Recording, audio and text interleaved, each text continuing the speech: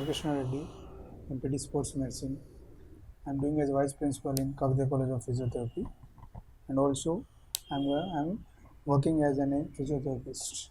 Okay, so I'm going to discuss today about the point of cervical spondylitis, the condition of the cervical spondylitis, which leads to the point of your neck pain.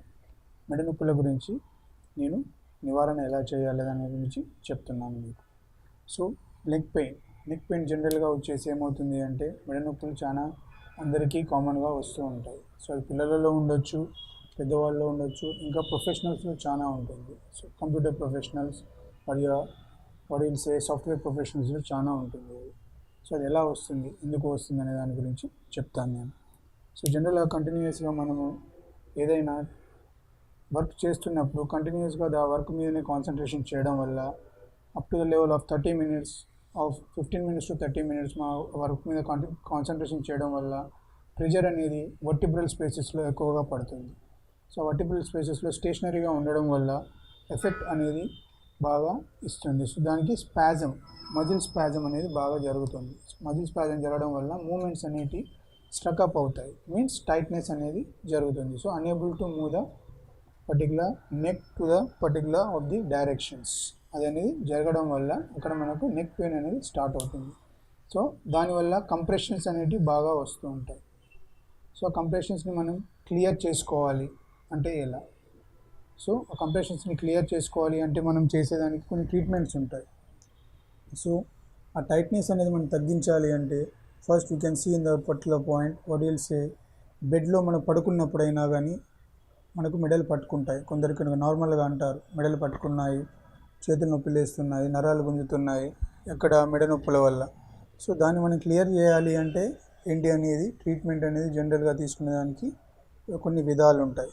అదేంటి అంటే first you must use the point of ice at the particular point.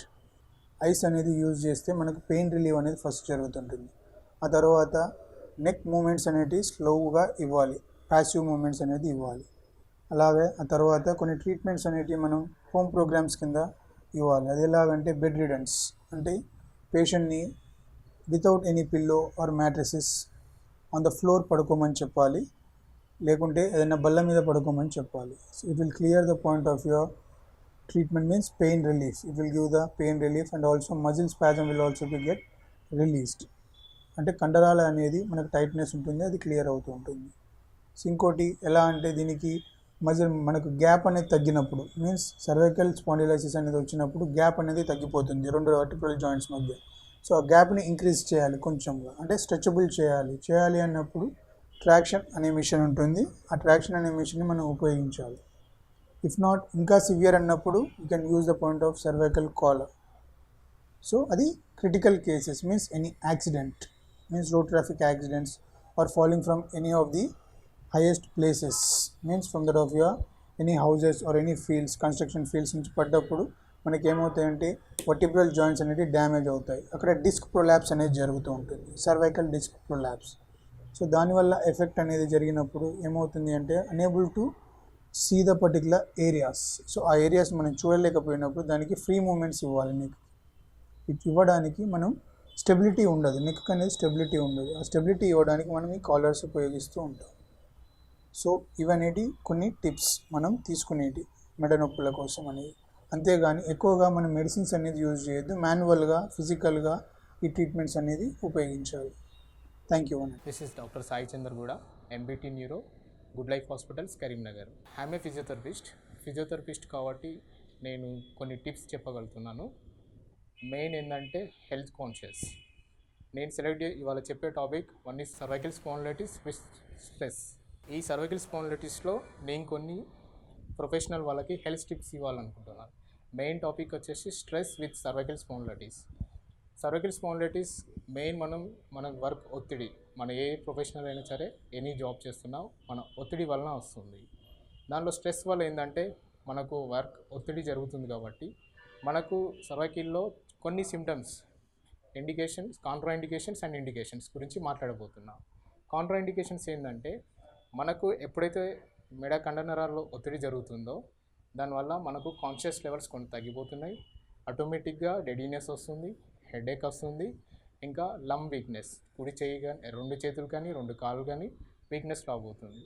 Number 2 ఏంటంటే ఈ స్ట్రెస్ని మనం ఎలా ఎదుర్కోవాలి, work ఒత్తిడిగా మనం తగ్గించుకోవాలి. అది ఎలా అంటే కొన్ని టెక్నిక్స్ ద్వారా మనం చేసే వర్క్ లెవెల్స్ ఏదైతే ఉన్నాయో కొన్ని చిన్న చిన్న టెక్నిక్స్ వల్ల మనం ఆ పని ఒత్తిడి అనేది తగ్గించుకోగలుగుతాం. దానికి ఏంటంటే for examples IT employees main మనకు స్ట్రెస్ పడేది మెడల్లో, సర్వైకల్ లెవెల్లో పడుతుంది. కాబట్టి మనం చేసే వర్క్ ఏదైతుందో మన మానిటర్ అనేది కాంట్రా పొజిషన్లో ఉంటుంది. కాబట్టి మానిటర్ అనేది కొంచెం హైట్లో పెట్టుకోవాలి. అది ఎప్పుడైతే మనం పెట్టుకుంటున్నామో కొంచెంగా మనకు పని ఒత్తిడి అనేది తగ్గిపోతుంది. ఎట్ ది సేమ్ టైం మనం డైలీ కొన్ని నెక్ ఎక్సర్సైజెస్ కానీ కొన్ని వార్మప్ కానీ మనం చేయగలిగితే మనకు ఆటోమేటిక్గా ఒత్తిడి అనేది తగ్గిపోతుంది. దీంట్లో మెయిన్ స్ట్రెస్ వల్ల ఏంటంటే మనకు ల్యాక్ ఆఫ్ స్లీప్ వల్ల కూడా రావచ్చు. ప్లస్ సర్వైకల్ ఒత్తిడి అనగానే మనం అదేదో పెద్ద డిసీజ్ తిరిగి చూస్తాం. దీంట్లో ఫిజియోథెరపీలో వండర్ఫుల్ ట్రీట్మెంట్ ఉంది. వన్ ఈజ్ ఏంటంటే యాజ్ ఏ ఫిజియోథెరపీ మనం ఫిజికల్ ఎక్సర్సైజ్ చేసుకోవచ్చు. ఫిజియోథెరపీలో స్పెషలైజేషన్స్ ఉన్నాయి, కెనెటిక్ కంట్రోల్ కానీ, మాన్యువల్ థెరపీ కానీ, తర్వాత వెయిట్ ఎక్సర్సైజెస్ కానీ, ఇలాంటి కొన్ని ఎక్సర్సైజెస్ ఉన్నాయి. సో ఇవి మనం డైలీ కానీ మనం చేస్తే మనలో ఉన్న ఒత్తిడి అనేది తగ్గిపోయి మనం డైలీ మన ప్రొఫెషనల్గా చాలా యాక్టివ్గా వర్క్ చేయగలుగుతాం. డాక్టర్ రామకృష్ణ పెరుమండ్ల, నేను ఫిజియోథెరపీ డాక్టర్ని, మాస్టర్ ఆఫ్ ఫిజియోథెరపీ చేయడం జరిగింది. నేను ఈ ఫిజియోథెరపీ డాక్టర్స్ అసోసియేషన్కి తెలంగాణ రాష్ట్ర అధ్యక్షునిగా పనిచేయుచున్నాను. నడుము నొప్పి, బ్యాక్ పెయిన్, ఈ ఆధునిక ప్రపంచంలో చిన్నవాళ్ళనేమి, పెద్దవాళ్ళనేమి, ఆడవాళ్ళనేమి ప్రతి ఒక్కరిని పట్టి పీడిస్తున్న సమస్య ఈ నడుము నొప్పి. నడుము నొప్పి లేదు అనే వాళ్ళను మనం చూడడం ఈ కాలంలో చాలా అతిశయోక్తిగా మారింది. ఎందుకంటే మీ పక్కన ఉన్న వాళ్ళనే ఇప్పుడు ఈ వీడియో చూస్తూ మీరు పక్క ఉన్న వాళ్ళని అడగండి మీకు నడుము నొప్పి ఉందా అని, తప్పకుండా వాళ్ళు ఎస్ అని చెప్తారు. దీనికి కారణము మనము ప్రాపర్గా మన బాడీలో మూమెంట్ చేయకపోవడము. ఎందుకంటే మన బాడీలో ఎన్ని రకాల మూమెంట్స్ ఉన్నాయో చిన్నప్పుడు మనం మాట్లాడుకుంటుంటాము. చిన్నప్పుడు వాకిలి ఊడవడం నుండి, నీళ్లు చేదడం నుండి, అలుకు చల్లడం నుండి, బావి దగ్గర పని చేయడం నుండి రకరకాలుగా పని చేసినప్పుడు మన బాడీలో ఉన్న బ్యాక్ సైడ్ ఉన్న స్పైన్ పక్కన ఉన్న పారాస్పైనల్ మజిల్స్, లంబార్ స్పైనల్, ఇలాంటి ఏదైతే మనకు మజిల్స్ అవన్నీ ఉన్నాయో అవన్నీ స్ట్రెచ్ అయ్యి ఆటోమేటిక్గా వాళ్ళ పని అవన్నీ చేసుకొని ఎంత హ్యాపీగా రిలాక్స్గా ఉండేవాళ్ళు. కానీ ఇప్పుడున్న ఆధునిక ప్రపంచంలో సెడెంటరీ లైఫ్ అయిపోయింది. అంటే ఒక దగ్గరే కూర్చొని పని చేయడము, కాళ్ళు కదపలేకపోవడము, బయటికి కాలు తీసినా కూడా సైకిల్ మీద లేని పరిశ్రమ జరుగుతుంది. సైకిల్ మనకి ఎక్కడా కనబడని పరిస్థితి కనబడుతుంది. బైక్ లేకపోతే కారు లేకపోతే బస్సు లేకపోతే ట్రైన్ లేకపోతే విమానంలో పోతున్నాం. కానీ నడక అనేది మనం ఎక్కడా మర్చిపోతున్నాం. కాబట్టి ఈ సెడెంటరీ లైఫ్లో మన బాడీకి ఎలాంటి ఎక్సర్సైజ్ లేకపోవడం వల్ల ముఖ్యంగా ఈ నడుము నొప్పి అనేది రావడం జరుగుతుంది. దాంతో పాటుగా ఇప్పుడు ఎగ్జాంపుల్ మనం ఒక బండి మీద వెళ్తున్నాం అనుకోండి, ఈ రోడ్లలో జస్ట్ కొంచెం మనం మూమెంట్ చేయగానే ఆ గతుకులు ఉంటాయి. ఆ తర్వాత రంధ్రాలు ఎక్కడుంటాయో మనకు తెలియదు. దాంట్లో ఎత్తేయడం వలన కూడా మన బాడీ మూమెంట్ చేస్తుంది. కుదేసినట్టే అవడం వలన మన స్పైన్లో చేంజెస్ వచ్చి దాంట్లో రకరకాలమైన డిసీజెస్, డిస్క్ ప్రోలాప్స్ అని, డిస్క్ బల్జ్ అని, తర్వాత నారోయింగ్ అని రకరకాలుగా డిసీజెస్ ఉంటాయి. వాటిలో నుంచి పాస్ అయ్యే నర్వస్ సిస్టమ్ కానీ, వాటి దగ్గరలో ఉండే ఆ కండరాలు కానీ అవి పట్టేయడం వల్ల కనీసం చిన్న పిల్లలు ఇంట్లో ఉంటే వాళ్ళని ఎత్తుకోలేని పరిస్థితి, వంగి లేవలేని పరిస్థితి, చిన్న బరువులు ఎత్తలేని పరిస్థితి కూడా ఇప్పుడు మా హాస్పిటల్లో చూస్తున్నాం. ఎంతోమంది నడుము నొప్పితోటి వస్తున్నారు, ఎలాంటి ఏజ్ సంబంధం లేకుండా. కాబట్టి నేను ముఖ్యంగా మీకు తెలియజేసేది ఏంటంటే, ఈ నడుము నొప్పి వచ్చిన వాళ్ళు ఏదైతే నడుము నొప్పి వస్తుందో అప్పుడు ఖచ్చితంగా మీకు రెస్ట్ అనేది అవసరం. ముఖ్యంగా ఎక్కువగా నడుము నొప్పి రాగానే మనకు ఒక ఫ్యాషన్ అయిపోయింది, ప్రతి ఒక్క దానికి మందులు వాడటం. ఆ ట్యాబ్లెట్ మీరు నొప్పి కోసం వేసుకుంటారు, కానీ అది లోపలికి పోయి రకరకాలుగా సైడ్ ఎఫెక్ట్లు తయారు చేసి రకరకాలుగా మీకు ఇంకా లేనిపోని జబ్బులు తీసుకొస్తుంది. కాబట్టి మీకు నడుము నొప్పి వచ్చింది అని తెలియగానే మీ దగ్గరలో ఉన్న ఫిజియోథెరపీ డాక్టర్ని సంప్రదించండి. మీకు ఖచ్చితంగా ఎలాంటి నడుము నొప్పినైనా మీకు వాళ్ళు ఖచ్చితంగా మట్టుమాయం చేస్తారు. దాంట్లో మేము వాడేది అడ్వాన్స్డ్ ఫిజియోథెరపీ ట్రీట్మెంట్ ఉంది. దాంట్లో డ్రై నీలింగ్ థెరపీ అని, టేపింగ్ థెరపీ అని, తర్వాత అల్ట్రాసౌండ్ థెరపీ అని, ఐఎఫ్టీ థెరపీ అని, తర్వాత ట్రాక్షన్ అని, ఇట్లా రకరకాలుగా ఉంది. లేజర్ థెరపీ అని, స్ట్రెచ్చింగ్ ఎక్సర్సైజెస్ అని, బ్యాక్ స్ట్రెంథనింగ్ ఎక్సర్సైజెస్ అని, ఇవన్నీ చేసి ఎలాంటి సైడ్ ఎఫెక్ట్ లేకుండా మిమ్మల్ని 100% బాగు చేసే బాధ్యత ఫిజియోథెరపిస్టులుగా మా మీద ఉంది. మీరు ఎలాంటి భయపడాల్సిన చింతపడాల్సిన పని లేదు. కాబట్టి అది రాకుండా జాగ్రత్త పడడం చాలా ముఖ్యం. బ్యాక్ పెయిన్ రాకుండా జాగ్రత్త పడాలి. ఎలా అంటే మీరు కూర్చున్నప్పుడు స్ట్రేట్గా కూర్చోవడం చేయాలి. ఇటు వంగి కానీ ఇలా వంగి కానీ సడన్గా బరువులు ఎత్తడం కానీ సడన్గా వంగి లేవడం కానీ ఇవన్నీ చేసినప్పుడు మీ నడుములో చేంజెస్ వచ్చి ఆ బోన్స్లో మీ ఏదైతే వట్టిబ్రా ఉందో దాంట్లో చేంజెస్ వచ్చేసి దాని నుండి మళ్ళీ ఆ నర్వస్ సిస్టమ్ దెబ్బతిని ఆ చుట్టూ ఉన్న కండరాలు కూడా దెబ్బతిని మీకు నడుము నొప్పికి చాలా అవుతుంది. నడుము నొప్పి వచ్చిన కేసెస్లో మ్యాక్సిమం ఒక 100% నడుము నొప్పి ఉంటే దాంట్లో 60 నుంచి 70% సయాటికా బారిన పడుతున్నారు. సయాటికా అంటే ఈ నడుములో వచ్చిన చేంజెస్ తోటి ఆ సయాటికా నర్వ్ కంప్రెస్ అయ్యి దాని నుండి కాళ్ళు లాగడము కాళ్ళు గుంజడం అనేది జరుగుతూ ఉంది. కాబట్టి ఈ నడుము నొప్పి వచ్చిన పేషెంట్స్ కంప్లీట్గా రెస్ట్ తీసుకోవాలి. వాళ్ళు కొన్ని రోజులు ఎలాంటి పనులు చేయకూడదు. కొన్ని రోజులు రెస్ట్ తీసుకొని మీ దగ్గరలో ఉన్న ఫిజియోథెరపిస్ట్ను వెంటనే సంప్రదించండి. అసలు నొప్పి వచ్చిందనగానే కూడా వెంటనే సంప్రదించాల్సిందే మీరు ఫిజియోథెరపీ డాక్టర్ని. ఎందుకంటే ఈ నార్మల్ పద్ధతిలో మీకు ట్రీట్మెంట్ చేసేసి మీ నడుము నొప్పిని 100% తగ్గిస్తారు. తగ్గించడంతో పాటుగా మళ్ళీ ఫ్యూచర్లో నడుములో ఎలాంటి ప్రాబ్లం లేకుండా రావడానికి మీకు తగిన సలహాలు సూచనలు కూడా ఇవ్వడం జరుగుతుంది. ఎప్పుడన్నా మీరు కూర్చున్నప్పుడు వెనుకాల రెస్ట్ ఉండేటట్టు చూసుకోవాలి. రెస్ట్ లేకుండా కూర్చోవద్దు. తర్వాత స్ట్రేట్గా నిలబడడం కానీ తర్వాత సడన్గా వంగడం సడన్గా లేవడం చేయొద్దు. మెల్లిగా వంగాలి, మెల్లిగా లేవాలి, స్ట్రేట్గా పడుకోవాలి. నార్మల్గా కింద చాలామంది ఇదొకటి మీకు ముఖ్యంగా చెప్పాల్సింది ఏంటంటే కొన్ని రోజుల క్రితము చాలామంది మన వాళ్ళు చేస్తారు మీరు కింద ఫ్లాట్గా పడుకోవాలి, పరుపులలో పడుకోవద్దని. అంటే మా ఉద్దేశం పరుపులలో పడుకోవద్దంటే పురాతన కాలంలో ఈ పత్తి పరుపులు అలాంటివి ఉండేది. అప్పుడు అవి ఎగుడు దిగుడుగా ఉండటం వల్ల వాటిలో పడుకోవద్దని చెప్పేది. కానీ ఇప్పుడు మీరు ఎవరికైతే నడుము నొప్పి వస్తుందో ఇప్పుడు వచ్చే స్లీప్ పరుపులు కానీ లేకపోతే రకరకాల మార్కెట్లో బ్రాండెడ్ పరుపులు ఉన్నాయి.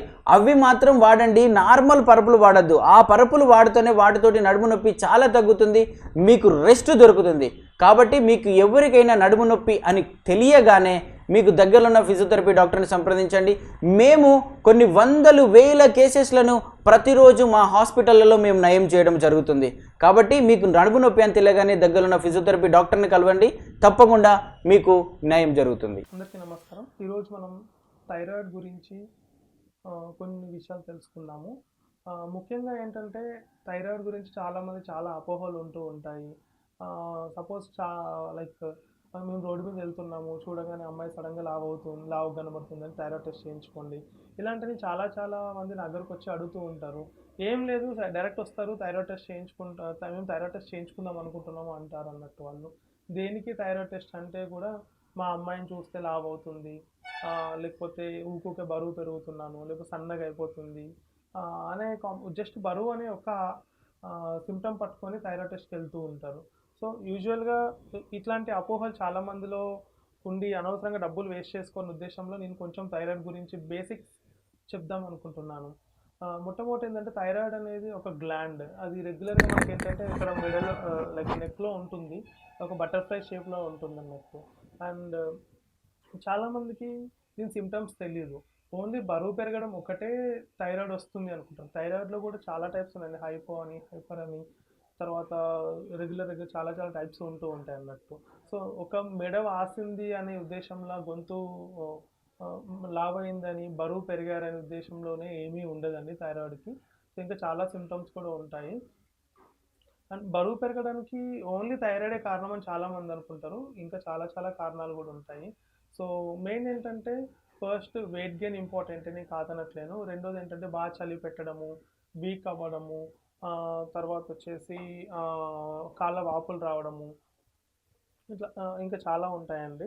మెయిన్ ఇంకొకటి ఏంటంటే అందరికీ తెలుసు థైరాయిడ్ హార్మోన్ తగ్గింది అంటేనేమో బాడీలో హైపో అంటారని, అండ్ అది ఓన్లీ TSH బాగా పెరిగి T3 T4 తగ్గింది అనుకోండి హైపర్ అంటారని, ఇవన్నీ అందరికీ తెలిసినవే.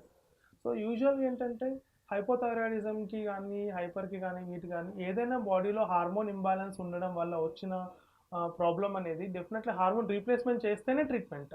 అంతేగాని కొద్దిమంది అంటారు, సార్ నేను అక్కడికి వెళ్తే వాళ్ళు చెట్ల మంది వేస్తున్నారు, దాంతో లైఫ్లో థైరాయిడ్ వెళ్ళిపోతుంది, మళ్ళీ రావట్లేదు, లేకపోతే ఏదో ఆపరేషన్ చేస్తారంట, ఇంకా చచ్చేంత వరకు థైరాయిడ్ ఉండదంట, తర్వాత ఏదో ఇంజెక్షన్ ఇస్తున్నారు మళ్ళీ ఇప్పుడు రాదంట.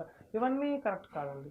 ఏదనేది ఏంటంటే లైఫ్లో మనం బతికినంత కాడ నుంచి చనిపోయేంత వరకు ఈ హార్మోన్ అనేది రెగ్యులర్ బాడీలో డే టు డే లైఫ్ అవసరమే ఉంటుంది. కాబట్టి హార్మోన్ లేకపోవడం వల్ల వచ్చిన ప్రాబ్లం, లేకపోతే ఎక్కువ అవ్వడం వల్ల వచ్చిన ప్రాబ్లమ్ని అది ఎక్కువైతే తీసేయడము, తక్కువైతే వేయడం మాత్రమే మెయిన్లీ హార్మోన్ ప్రాబ్లం ఉందనేది సాల్వ్ చేసుకోవచ్చు. సో థైరాయిడ్ హార్మోన్ ఇంబ్యాలెన్స్ అవ్వడం వల్ల మెయిన్ ఏంటంటే హైపోథైరాయిడిజం అనేది almost out of 10 females 7.5 females వరకు థైరాయిడ్ ఉంటుంది. హైపోథైరాయిడ్ సిమ్టమ్స్ ఉంటాయి. కాబట్టి అది అండ్ మార్కెట్లో ఉన్న cheapest disease in the sense ఏదో ఒక గోళీ వేసుకుంటే ఏ ఫుడ్ పైన కానీ ఏ రిస్ట్రిక్షన్స్ లేకుండా హ్యాపీగా గడిపేయచ్చు మనం. అదే షుగర్ అనుకోండి, పలానా తినద్దు, డైట్ మెయింటైన్ చేయాలి, ఎక్సర్సైజ్ చేయాలని చాలా రకాలు ఉంటాయి. అదే థైరాయిడ్ అనుకోండి ఏమీ ఉండదు. పడి గడుపున లేవగానే బ్రష్ చేసుకున్న తర్వాత ఒక టాబ్లెట్ వేసుకొని ఒక 45 మినిట్స్ నుంచి 1 అవర్ వరకు కనీసం నీళ్ళు కానీ ఏం తాగకుండా ఉండి 45 మినిట్స్ తర్వాత 45 మనం వాటర్ తాగొచ్చు. యూజువల్లీ మార్నింగ్ లేవగానే బ్రష్ చేసుకున్న తర్వాత ఒక టాబ్లెట్ వేసుకొని వాటర్ తాగాక ఒక 45 మినిట్స్ 1 అవర్ వరకు ఏం తినొద్దు. అదొకటే మెయిన్ ప్రాబ్లం. అంతే తప్ప అది చాలామంది ఏం చేస్తారంటే నీళ్ళు కూడా తాగొద్దని అంటారు, లేకపోతే అది తినొద్దు ఇది తినొద్దు అని అంటూ ఉంటారు. కొద్దిమంది ఏమో లేవగానే టాబ్లెట్ వేసుకొని ఎమ్మడే టీ తాగేసి వేసుకుంటారు. అలాంటి ఏం చేయొద్దు. మెయిన్ ఏంటంటే బ్రష్ చేసుకున్న తర్వాత ఫస్ట్ టాబ్లెట్ వేసుకొని వాటర్ తాగేసి ఒక 45 మినిట్స్ టు 1 అవర్ వరకు ఏం తినకుంటే మంచిది. సో దట్ ఏంటంటే టాబ్లెట్ అబ్జార్ప్షన్ కెపాసిటీ పెరుగుద్ది. ఫుడ్తో తీసుకుంటే ఏంటంటే దాని బయో అవైలబిలిటీ కానీ దాని వాడకం కానీ తగ్గిపోతూ ఉంటుంది. ఇంకోటి ఏంటంటే ఈ థైరాయిడ్ హార్మోన్ ప్రెగ్నెన్సీలో చాలా ఇంపార్టెంట్ అండి. ఎందుకంటే యంగ్ ఫీమేల్స్లో బాగా స్ట్రెస్ ఫ్యాక్టర్స్ ఉండి, ఇదివరకంటే పాతకాలంలో 20 ఏళ్ళ లోపు పెళ్ళిళ్ళు అయిపోయి ఆల్మోస్ట్ డెలివరీలు అవ్వడము, ఆ టైంలో చిన్న వయసులో ఉండేసరికి ఎవరికి ఏం పెద్ద తెలియకపోయింది. బట్ ఈ టైంలో ఏమవుతుందంటే ఈ మోడర్న్ ఏజ్లో మ్యారేజెస్ అయ్యేసరికి అబౌట్ 25 అవుతుంది ఫీమేల్స్కి. సో ఈ టైంలో కొంచెం థైరాయిడ్ డిసార్డర్స్ అవన్నీ బాగుంటున్నాయి. మెయిన్గా స్ట్రెస్ రిలేటెడ్ డైట్ ఇష్యూస్ ఇవన్నీ ఉండడం వల్ల కూడా ఏంటంటే కొంచెం ప్రెగ్నెన్సీలో ప్రాబ్లమ్స్ వస్తున్నాయి. ఈ ప్రెగ్నెన్సీలో ప్రాబ్లమ్స్ వచ్చిన వాళ్ళలో 80% పీపుల్కి థైరాయిడ్ ప్రాబ్లమ్సే ఉంటున్నాయి. ఈ థైరాయిడ్ వల్ల ఏంటంటే మెయిన్గా అబార్షన్స్ అవ్వడము అన్నీ బాగా జరుగుతున్నాయి. అండ్ దీనికోసమని మనం ఫస్ట్ ట్రైమిస్టర్లోనే రెగ్యులర్గా థైరాయిడ్ టెస్ట్ చేస్తూ ఉంటారు. అండ్ ఒకవేళ ఏదైనా డౌట్ ఉందనుకోండి టాబ్లెట్స్ వాడడము, లేదనుకుంటే మళ్ళీ రిపీట్ చేయడము, సిచ్యువేషన్స్ అలాంటివి అవుతూ ఉంటాయి. అండ్ చాలామంది మనం అడిగే క్వశ్చన్ ఏంటంటే సార్ నా ప్రెగ్నెన్సీలో థైరాయిడ్ వచ్చింది మళ్ళీ జీవితకాలం వేసుకోవాలని అడుగుతూ ఉంటారు టాబ్లెట్స్. కానీ 95% యూజువల్గా థైరాయిడ్ వచ్చిన వాళ్ళు ప్రెగ్నెన్సీతోనే పోతుంది. అది ఓన్లీ 5% పీపుల్కి వాళ్ళ స్ట్రెస్ రిలేటెడ్ ఇష్యూస్ వల్ల కానీ దేనివల్ల కానీ ఇలా థైరాయిడ్ కంటిన్యూ అవుతూ ఉంటుంది. అండ్ లాట్ ఆఫ్ పీపుల్కి అబార్షన్స్ అవ్వడం అని అందరూ అంటూ ఉంటారు. ఫస్ట్ ప్రెగ్నెన్సీలో థైరాయిడ్ లేదు, సెకండ్ ప్రెగ్నెన్సీలో థైరాయిడ్ వచ్చింది, మరి ఇప్పుడు ఉంటుందా ఉండదా, లైక్ అబార్షన్ ఏమైనా అవుతుందా, మరి తీయించుకోవాలా, మరి పిల్లలకి ఏమైనా వస్తుందా, అన్నీ చాలా క్వశ్చన్స్ అడుగుతుంటారు. అలాంటిది ఏమీ ఉండదండి. పర్ఫెక్ట్ ట్రీట్మెంట్ వండుకుంటూ టాబ్లెట్ టైంకి వేసుకుంటూ రెగ్యులర్గా టెస్ట్ చేసుకుంటూ ఉంటే ఆటోమేటిక్గా థైరాయిడ్ నార్మల్ ఉంటుంది. దానివల్ల మీకేం ప్రెగ్నెన్సీకి ఏం ప్రాబ్లం ఏం రాదు. ఇంకోటి ఏంటంటే చాలామంది డైట్ ఏం తినొద్దు అని అడుగుతూ ఉంటారు. కొద్దిమంది క్యాబేజ్ తినొద్దు, కాలీఫ్లవర్ తినొద్దు, చిక్కుడుకాయ తినొద్దు అని అంటూ ఉంటారు.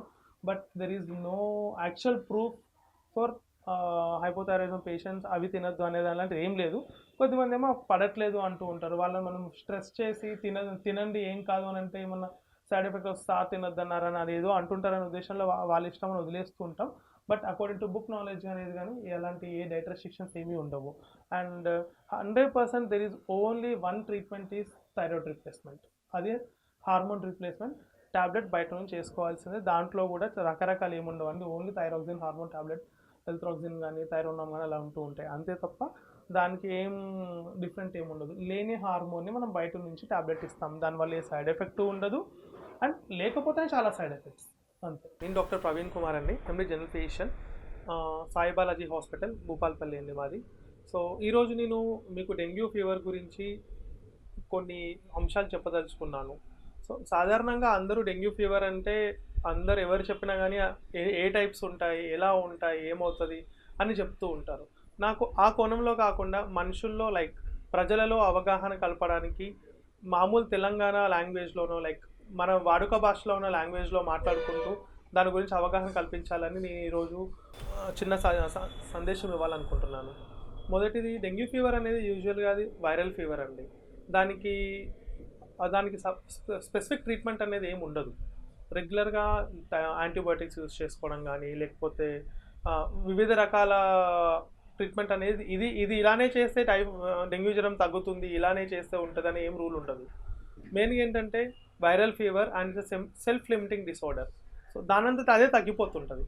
కానీ మీరు ఇలా కూడా అనుకోవచ్చు, ఎందుకు దానంతట అదే తగ్గిపోయేదానికి ఎందుకు ఒక్కొక్కరు లక్షలు పెట్టడము డబ్బులు అలాంటివి తెలియక పెడుతున్నారా అనే ఉద్దేశంలో మనం మాట్లాడాలని నా ఉద్దేశం. ఫస్ట్ ఏంటంటే డెంగ్యూ చాలా టైప్స్ ఉంటాయండి. దాంట్లో అన్నిట్లలో ఏ ప్రమాదం జరగాలని రూల్ ఏమి ఉండదు.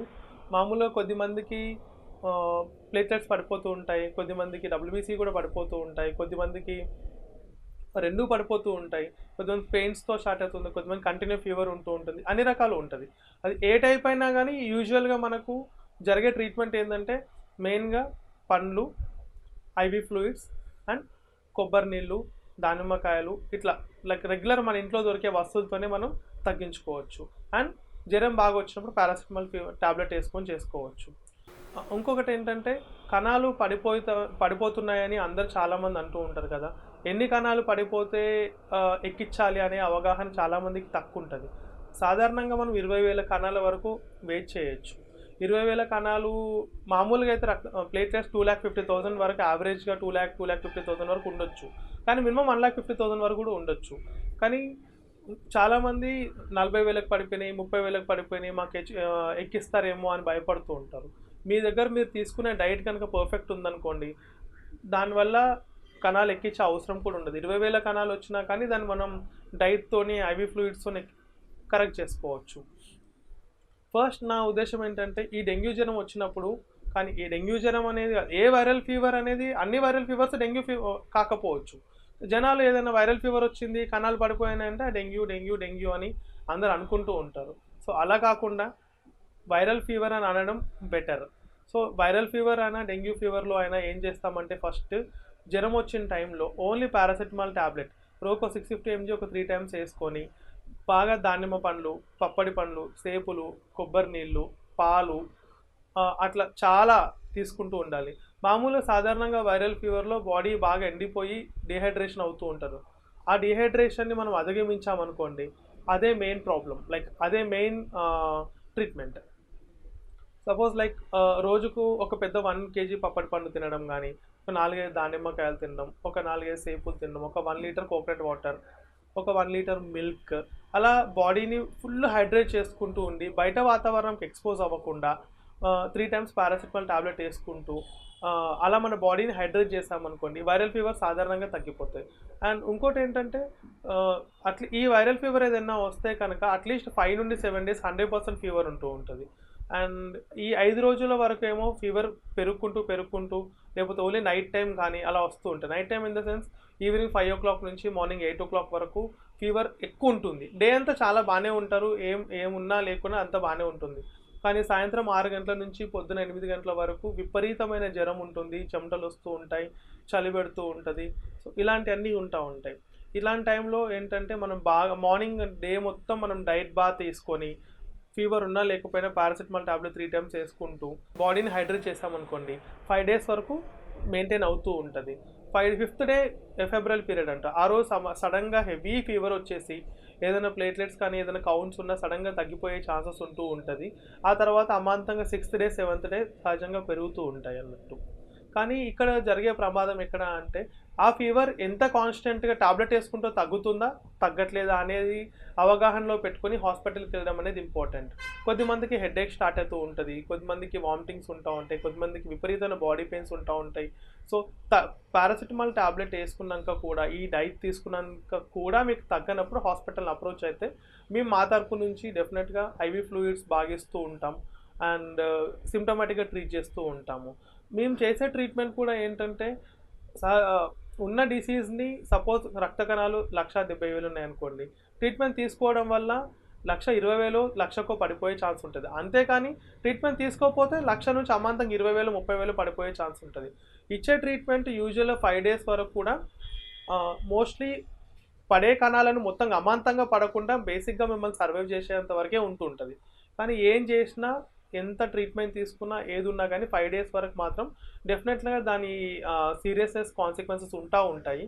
దాని టైంలోనే మనం ఐవి ఫ్లూయిడ్స్ తీసుకుంటూ ఎన్ఎస్ఏస్ లైక్ పారాసెటమాల్ లాంటివి తీసుకుంటూ ఏదైనా వామిటింగ్ అయినా హెడేక్ అయినా అలాంటిది ఏమైనా వచ్చిందనుకోండి, దానికి సిమ్టమాటిక్గా ట్రీట్ చేసుకుంటూ పోతూ ఉంటే ఆటోమేటిక్గా 5th డే తర్వాత డెఫినెట్గా మంచిగా ఉంటుంది. 6th డే 7th డే జ్వరం అనేది మొత్తానికి పోయి హ్యాపీగా హెల్తీగా ఉంటారు. ఇంకోటి ఏంటంటే జనాలకు చాలామందికి తెలియంది ఆర్ నన్ను అడుగుతూ ఉంటారు డైలీ మనకు వచ్చిన ఈ పేషెంట్స్ కానీ వీళ్ళు, సార్ మరి మా ఇంట్లో మా తమ్ముడికి వచ్చింది నాకు కూడా వస్తూ ఉంటుందా జ్వరము అని. మామూలుగా ఏంటంటే అండి అందరికీ రావాలనే రూల్ ఏం లేదు, అలా అని అందరికీ వస్తుందని కూడా గ్యారంటీ ఏం లేదు. దోమలు మెయిన్ కల్ప్రిట్ వీటికి. ఈ దోమలు వాళ్ళను కుట్టిన దోమను మనల్ని కుట్టింది అనుకోండి, కొద్ది మందిలో రెసిస్టెన్స్ ఉంటుంది, కొద్ది మందిలో ఉండదు. అలాంటి రెసిస్టెన్స్ ఉన్న వాళ్ళకేమో రాదు, లేని వాళ్ళకేమో వస్తూ ఉంటుంది. ఒక పర్సన్కి ఫీవర్ వచ్చింది అనుకోండి, కొద్ది మందిలో ఆ ఫ్యామిలీ మొత్తం ఫీవర్ వస్తూ ఉంటుంది. వాళ్ళకు ఇనిషియల్ స్టేజెస్లోనే ఆ డైట్ ఫాలో అవ్వకుంటూ పారాసెటమాల్ టాబ్లెట్స్ అవి వేసుకుంటూ వీళ్ళని లైక్ ఎడ్యుకేటెడ్లా చేస్తూ ఉంటేనేమో రాదు. కొద్దిమంది ఏమో నాకేమవుతుంది ఏం కాదులే అనుకున్న వాళ్ళకేమో కంటిన్యూ వచ్చే ఛాన్సెస్ ఉంటుంది. సో ఇవి అన్నిటికీ కారణం ఏంటంటే దోమలు. ఈ దోమలు అందరి ఇంట్లో ఇప్పుడు లేని, ఎక్కడికి వెళ్ళినా ఏం చేసినా కానీ దోమలు అనేవి కంపల్సరీ ఉంటాయి. సో ఆ ఉన్న వాటిని మనం ఏంటంటే మన ఇంట్లో పరిశుభ్రత పెంచుకుంటూ ఉండి మనం చెత్తా చెదారం అక్కడెక్కడ పడేయకుండా, మనుషుల్లో మార్పు వచ్చినప్పుడు లైక్ చెత్తా చెదారం పడేయకుండా స్వచ్ఛ భారత్ మెయింటైన్ చేసామనుకోండి, దోమలు అనేవి ఉండవు. దోమలు అరికట్టినప్పుడే మనకి డిసీజ్ ఒక్కరి నుంచి ఒక్కరికి స్ప్రెడ్ అవ్వకుండా ఉంటుంది. అల్టిమేట్గా నేను చెప్పదలిసేది ఏంటంటే డెంగ్యూ ఫీవర్ కానీ వెరీ వైరల్ ఫీవర్స్ వచ్చినప్పుడు టెన్షన్ పడకుండా మామూలుగా బాగా పండ్ల రసాలు కానీ జ్యూసులు కానీ లైక్ కొబ్బరి నీళ్ళు కానీ దానిమ్మ పండ్లు కానీ పప్పడి పండ్లు వాటిని తీసుకుంటూ 3 పూటల పారాసెటమాల్ టాబ్లెట్ వేసుకుంటూ సహజంగా నొప్పులు కానీ ఇవన్నీ కానీ అది ఏం ప్రాబ్లం కానంత వరకు ఏం కాదు. కానీ ఎప్పుడు డేంజర్ అవుతుంది అంటే కంటిన్యూస్ వామిటింగ్స్ అవ్వడం కానీ, లేదనుకుంటే వామిటింగ్లో బ్లడ్ రావడం కానీ, బాడీ పైన ఏదైనా ర్యాష్ రావడం కానీ, నీరసించిపోవడం కానీ, ఫీవర్ 24 hours కంటిన్యూగా ఉండడం కానీ, గోళీ వేసుకుంటేనే తగ్గకపోవడం అలాంటి టైంలో కానీ, మూత్రంలో రక్తం రావడం కానీ, లైక్ లాట్రిన్లో ఏమైనా రక్తం రావడం అలాంటి ఏదైనా వచ్చినప్పుడు 100% హాస్పిటల్కి ఎమర్జెన్సీగా వెళ్ళాలండి. ఎందుకంటే డెంగ్యూ ఎంత మంచిదో అంత ప్రమాదకరమైంది కూడా. దానిలో డెంగ్యూ హెమరేజిక్ ఫీవర్స్ అని కూడా ఉంటాయి, బ్లడ్ పడడం లాంటిది అనేది, ఇవన్నీ మంచి సిమ్టమ్స్ కావు. సో ఎంత డైట్ ఫాలో అయినా ఏదైనా కొన్నిసార్లు బ్లడ్లో ప్రాబ్లమ్స్ ఏమైనా వస్తే కనుక కంపల్సరీ ట్రీట్మెంట్ అన్నీ అవసరం అవుతూ ఉంటాయి. అల్టిమేట్గా నేను చెప్పదలిచేది ఏంటంటే ఏ ఫీవర్ వచ్చినా కానీ, లైక్ డెంగ్యూ ఫీవర్ కానీ వైరల్ ఫీవర్ వచ్చినా కానీ రైస్ తినకుండా, హెవీ ఫ్లూయిడ్స్ తీసుకుంటూ, ఫ్రూట్ డైట్ తీసుకుంటూ, బయట వాతావరణంకి ఎక్స్పోజ్ అవ్వకుండా 6 to 7 liters of fluids like other milk కావచ్చు, కోకోనట్ వాటర్ కావచ్చు, ఫ్రూట్ జ్యూసెస్ కావచ్చు, తర్వాత మజ్జిగ కావచ్చు, ఇవన్నీ బాగా తీసుకుంటూ 3 times పారాసెటమాల్ టాబ్లెట్స్ తీసుకుంటూ మన చుట్టుపక్కల పరిసరాలను పరిశుభ్రంగా ఉంచుకుంటే కనుక అంత ప్రమాదం అయితే ఏమి ఉండదు. డాక్టర్ రామకృష్ణ పెరుమండ్ల, నేను ఫిజియోథెరపీ డాక్టర్ని, మాస్టర్ ఆఫ్ ఫిజియోథెరపీ చేయడం జరిగింది. నేను ఈ ఫిజియోథెరపీ డాక్టర్స్ అసోసియేషన్కి తెలంగాణ రాష్ట్ర అధ్యక్షునిగా పనిచేయుచున్నాను. పక్షవాతము ఇది మానవ సమాజాన్ని చాలా ఇబ్బంది పెడుతున్న సమస్య. చిన్నవాళ్ళు లేదు, మధ్య వయస్కులు లేదు, పెద్దవాళ్ళు లేదు, ప్రతి ఒక్కరిలో ఈ పక్షవాతం అనే సమస్యను మనం చూడడం జరుగుతుంది. అసలు ఈ పక్షవాతం అనే వ్యాధి ఎందుకు వస్తుంది? ముఖ్యంగా హైపర్ టెన్షన్ అంటే బీపీ, బ్లడ్ ప్రెషర్ ఎక్కువగా ఉన్న వాళ్ళకి మెదడులో రక్తనాళాలు చిట్లడం వల్ల పక్షవాతం అనేది రావడం జరుగుతుంది. మెదడులో కుడి సైడు రక్తనాళాలు చిట్లితే ఎడమ సైడు అనగా ఎడమ చెయ్యి, ఎడమ కాలు పక్షవాతం రావడం జరుగుతుంది. కుడి సైడు చిట్లడం వలన ఎడమ సైడ్ వస్తుంది, ఎడమ సైడు బ్రెయిన్లో చిట్లడం వలన కుడి కాలు, కుడి చెయ్యి పక్షవాతం రావడం అనేది జరుగుతుంది. ఇది హైపర్ టెన్షన్ వల్ల వస్తుంది. ముఖ్యంగా చాలామంది ఇప్పుడు మనం చూస్తున్నాము రోడ్ సైడ్ యాక్సిడెంట్స్ చాలా అవుతున్నాయి. ఇది ఎలాంటి బీపీ, ఎలాంటి రోగాలకు సంబంధం లేకుండా యాక్సిడెంట్ అయిన వెంటనే హెడ్ ఇంజరీ అయితే మెదడులో రక్తనాళాలు చిట్లడం వలన దానితోటి కూడా పక్షవాతం అనేది రావడం జరుగుతుంది. ఒక చెయ్యికి కానీ 2 చేతులకు కానీ, ఒక చెయ్యి ఒక కాలుకు కానీ, లేదా 2 చేతులకు 2 కాళ్ళకు కానీ రావడం కానీ ఈ పక్షవాతం అనేది రావడం జరుగుతుంది. ఒక సైడ్కి ఒక చేతికి వస్తే మోనోప్లీజియా అని, ఒక చెయ్యికి ఒక కాలుకు వస్తే హెమిప్లీజియా అని, 2 చేతులకు 2 కాళ్ళకు వస్తే క్వాడ్రిప్లీజియా అని, 2 కాళ్ళకు వస్తే పారాప్లీజియా అని, ఈ విధంగా రకరకాలుగా మన మెడికల్ భాషలో వీటిని మాట్లాడుకోవడం జరుగుతుంది. దీనికి సంబంధించి ఎన్నో స్వచ్ఛంద సంస్థలు ఈ పక్షవాత రోగులకు బాసటగా నిలబడి వాళ్లకు సేవలు అందిస్తున్నాయి. ముఖ్యంగా పక్షవాతం వచ్చిన ఏ ఒక్క పేషెంట్కైనా, ఎగ్జాంపుల్ హైపర్ టెన్షన్, బీపీ వల్ల నరాలు చిట్లడం వల్ల తీసుకుంటే ఇలాంటి ఆ సిచ్యువేషన్, ఆ లక్షణాలు మనకు కనబడిన వెంటనే దగ్గరలో ఉన్న హాస్పిటల్ తీసుకెళ్తే ఒక ఇంజెక్షన్ ఇవ్వడం జరుగుతుంది. దానితోటి ఎంతటి తీవ్ర రక్తస్రావం మెదడులో జరిగినా కూడా మళ్ళీ దాని నుండి విముక్తి పొంది నార్మల్ కావడం అనేది జరిగే సిచ్యువేషన్స్ ఉన్నాయి. కానీ చాలామందికి ఈ హాస్పిటల్స్ దగ్గరగా లేకపోవడము, దాని గురించి అవగాహన లేకపోవడము, ప్రభుత్వ ఆసుపత్రుల్లో కూడా ఇలాంటి ఇంజెక్షన్ అవైలబుల్ లేకపోవడం వలన ఈ పక్షవాతం అనే వ్యాధిగ్రస్తులు దాని బారిన పడుతున్నారు. కానీ ఎలాంటి పక్షవాతం వచ్చినా కానీ మనకు ఒక అద్భుత అవకాశము ప్రజెంట్ ఉన్న ఈ అధునాతన ప్రపంచంలో ఫిజియోథెరపీ వైద్యం మనకు అందుబాటులో ఉంది. దానితోటి ఎలాంటి పక్షవాతాన్నైనా కూడా మనం అధిగమించవచ్చు. ఎలా అంటే కాలుకు చేతికి సంబంధించిన ఎక్సర్సైజ్ చేయడం వల్ల కానీ, కాలుకు చేతికి సంబంధించిన స్టిమ్యులేటర్ థెరపీ అంటాం మనం. ఆ స్టిమ్యులేటర్ థెరపీ ఇవ్వడం, స్టిమ్యులేషన్స్ అంటే ఇండివిజువల్ మజిల్స్కి ఇస్తాము, తర్వాత గ్రూప్ ఆఫ్ మజిల్స్కి ఇస్తాము. ఎలాంటి పక్షవాతం ఎక్కడైనా గుర్తుపెట్టుకోండి, నేను ఈ మీడియా ద్వారా అందరికీ యావత్ ప్రపంచానికి తెలియజేస్తున్నది అంటే ఎలాంటి పక్షవాతం రోగికి ఎంత కష్టం వచ్చినా కానీ మీకు దగ్గరలో ఉన్న ఫిజియోథెరపీ డాక్టర్ని సంప్రదించండి. మీ పక్షవాతము అది ఏ లెవెల్లో ఉన్నా కానీ ఖచ్చితంగా మీరు బాగుపడి నార్మల్ లైఫ్ మీరు లీడ్ చేయడం జరుగుతుంది. కానీ దీనితో పాటుగా కొన్ని మెడికేషన్స్, హైపర్ టెన్షన్, బీపీ ఉన్న వాళ్ళు కొన్ని మెడికేషన్ వాడాల్సి ఉంటుంది. హెడ్ ఇంజరీ అయితే కూడా దానికి సంబంధించిన కొన్ని మెడికేషన్ వాడుకుంటూ 80 to 90% ఫిజియోథెరపీ తోటి తప్పకుండా మీ లైఫ్ మళ్ళీ మీ చెంతకు తప్పకుండా వస్తుంది. కాబట్టి ఎవరైతే ఈ హైపర్ టెన్షన్ ఉన్నారో ఆ పేషెంట్లు మాత్రము, బ్లడ్ ప్రెషర్ ఉన్న పేషెంట్లు మాత్రము ఖచ్చితంగా ఆ బ్లడ్ ప్రెషర్ని ఎప్పుడైనా అదుపులో పెట్టుకోవాలి. అది ఎంత అదుపులో ఉంటే మన ఆరోగ్యం అంతా బాగుంటుంది. అది అదుపులో పెట్టుకోవడానికి ముఖ్యంగా డైలీ ఎక్సర్సైజ్, ఒక 1 hour వాకింగ్ కానీ, జాగింగ్ కానీ, జిమ్లో కానీ ఎలాంటిదైనా కూడా మన బాడీని కష్టపెడితే బాడీలో ఉన్న చెమట రూపంలో వ్యర్థ పదార్థాలన్నీ బయటికి పోతాయి. కాబట్టి మన ఆ బ్లడ్ ప్రెషర్ అనేది తగ్గిపోవడం అనేది జరుగుతుంది. దాంతోపాటుగా ప్రాపర్గా ఒక డాక్టర్ని కన్సల్ట్ అయ్యి ఆ మెడికేషన్ అనేది వాడాల్సి ఉంటుంది. ఆ బ్లడ్ ప్రెషర్ని ఎంత అదుపులో పెట్టుకుంటే అంతవరకు మనకు ఈ పక్షవాతం బారిన పడకుండా మరియు ఈ హార్ట్ అటాక్స్ నుండి కూడా తప్పించుకోయే ఛాన్సెస్ మనకు ఎక్కువగా ఉంటాయి. కాబట్టి పక్షవాతము అనేది చాలా తీవ్రమైన జబ్బు. దీన్ని నెగ్లెక్ట్ చేయకుండా మీకు దగ్గరలో ఉన్న ఫిజియోథెరపీ డాక్టర్ని సంప్రదిస్తే ఖచ్చితంగా మీకు చేసే ఎక్సర్సైజ్ కానీ, ప్యాసివ్ మూమెంట్స్ కానీ, యాక్టివ్ మూమెంట్స్ కానీ, స్ట్రెచ్చింగ్స్ కానీ, స్ట్రెంథనింగ్ ఎక్సర్సైజెస్ కానీ, డిఫరెంట్ ఈ మూమెంట్స్ తోటి, మాన్యువల్ థెరపీ, ఇలా చాలా రకరకాలుగా అధునాతనమైన పద్ధతులు ఉన్నాయి ఫిజియోథెరపీలో. వాటితోటి మీ పక్షవాతం మటుమాయమైపోయి 100% పక్షవాతం రిజల్ట్స్ ఇస్తున్నాం. ఇప్పుడు నేనున్నాను, ఇక్కడ హాస్పిటల్లో ఉన్నాను. ఇక్కడ హన్మకొండ, వరంగల్ పట్టణ వాసులందరికీ ఎలాంటి పక్షవాతమైనా మన హాస్పిటల్కి వస్తున్నారు. ఇలా వచ్చేటప్పుడు నడక లేని వారు, కూర్చోలేని వారు, నిలబడలేని వారు, 100% బెడ్ రిడెన్ నుండి అసలు లేవలేని వారిని కూడా మేము ప్రతి ఒక్కరిని వాళ్ళ నార్మల్ లైఫ్ నడిపించేటట్టు, ఉరికిచ్చేటట్టు, వాళ్ళ పనులు వాళ్ళు చేసుకునేటట్టు, మళ్ళీ నార్మల్ లైఫ్ కలిపి వాళ్ళ ఉద్యోగం చేసుకునేటట్టు కూడా మా హాస్పిటల్ సిబ్బంది మేము వాటిని చేయడం జరుగుతుంది. ఈ ఏరియాలో ఉన్న ఎలాంటి పక్షవాతం రోగులైనా కూడా తప్పకుండా మమ్మల్ని సంప్రదించవచ్చు. లేదా మీ దగ్గరలో ఉన్న మీ ఫిజియోథెరపీ డాక్టర్ని సంప్రదిస్తే మీ పక్షవాతం తప్పకుండా మటుమాయమవుతుంది. ఈరోజు మనం ప్రపంచంలోనే దరిదాపుల 40 నుంచి 50% ప్రజల్లో, అదే ఏషియన్ కంట్రీస్లో అయితే 50 to 60% పీపుల్, ఇండియాలో అయితే 60 to 70% పీపుల్ సఫర్ అయ్యే పెద్ద సమస్య.